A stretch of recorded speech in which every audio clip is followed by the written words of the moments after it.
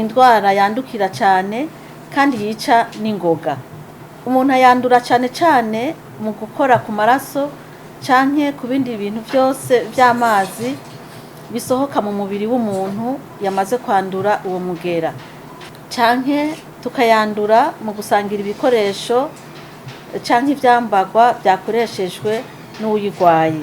Uwanduye uwo mugera ashobora kumara iminsi 3 gushika ku minsi 21 ata kimenyetso arerekana, ariko ashobora kwanduza uwo mugera. Ibimenyetso biranga iyo ndwara ni ibi bikurikira: ubushuhe bwinshi, kumeneka umutwe cyane, kudahwa canke gucibwamwo, kuvirirana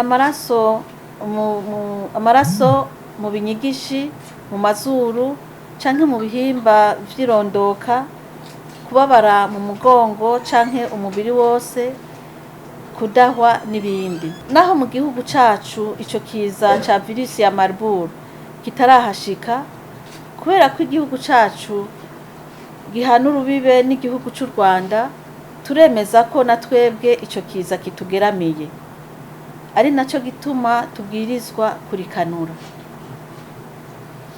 Nico gituma rero duhamagariye abantu bose baba mu Burundi gushira mu ngiro ingingo zo kwikingira no gukingira abandi kugira ngo ico kiza ntikitwinjirane.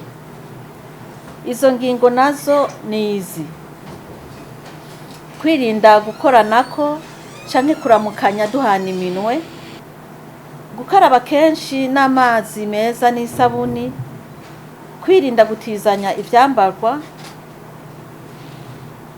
gushikiriza inkuru n'ingoga abajejwe ubuvuzi igihe tubonye ubufise ibimenyetso by'iyo ndwara. Ni kandi kwitura vyihutirwa ivuriro rikwegereye mu gihe wibonye ko ibimenyetso by'iyo ndwara.